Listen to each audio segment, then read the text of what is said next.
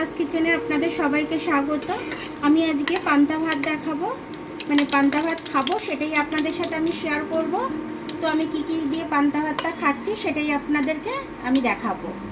তো পান্তা ভাতটা স্বাস্থ্যের পক্ষে খাওয়া খুব দরকার, সে কারণে পান্তা ভাতটা আমি খাবো। ভাতের মধ্যে আমি জল ঢেলে দিলাম। গরম পড়েছে, পান্তা ভাত না খেলে মানে খাওয়াটা খুব উপকারী পান্তা ভাতটা। তো আমি কী কী দিয়ে খাবো আপনাদের সাথে সম্পূর্ণটা শেয়ার করব। একটু আলু ভেজে নেব পান্তা ভাত দিয়ে খাওয়ার জন্য। একটু নুন দিয়ে দিলাম, একটু হলুদ দিয়ে দিলাম, ভেজে নেবো, লাল লাল করে একটু ভেজে নেবো। দেখুন আলু ভাজাটা কিন্তু আমার লাল লাল করে ভাজা হয়ে গেছে। এর বেশি আর ভাজবো না, কেন মানে একটু নরম নরম খেতে ভালো লাগে আর কি পান্তা ভাতের সাথে, সে কারণে এটাকে আমি নামিয়ে নেবো। দেখুন আমি শুকনো লঙ্কাটা ভেজে নিয়েছি সর্ষের তেল দিয়ে। এবার আমি এটা দিয়ে আলুটা ভালো করে মেখে নেব। দেখুন আলুটা আমি সেদ্ধ করে নিয়েছি, আলুটা মেখে নেব। আমার আলু সেদ্ধটা কিন্তু খুব সুন্দরভাবে ঝাল ঝাল করে মাখা হয়ে গেল। দেখুন একখানা বড় মতো হয়েছে। এবার আমি একটু ডিম ভেজে নেব। কাঁচা লঙ্কা আর পেঁয়াজ কেটে নিয়েছি আমি, এর সাথে এবার ডিমটা ফাটিয়ে নেব।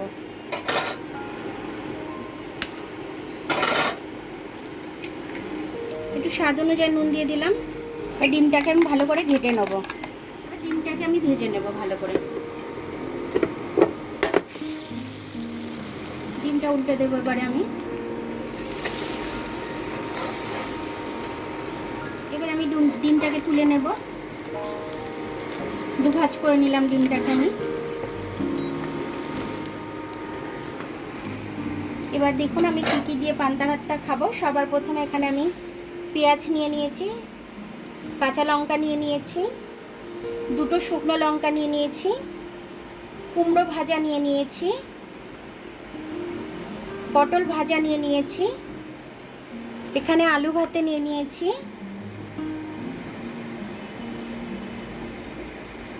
এখানে একটা মাছ ভাজা নিয়ে নিয়েছি।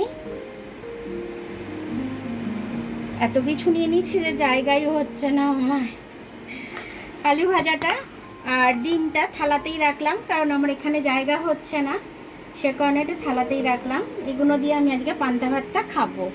তো আজকে পান্তা ভাতটা খেতে ইচ্ছা করলো, কারণ ভীষণ গরম লেগেছে, গরম পড়েছে, আর গরমকালে পান্তা ভাত খেতে ভীষণই ভালো লাগে। তার জন্য আমি আজকে পান্তা ভাতটাই ভাবলাম খাবো।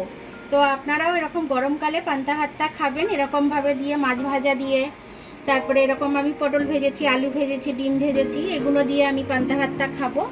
তো আপনারাও এরকমভাবে গরমকালে অবশ্যই খাবেন, পেটটাও ঠান্ডা থাকবে, শরীরটাও ভালো লাগবে।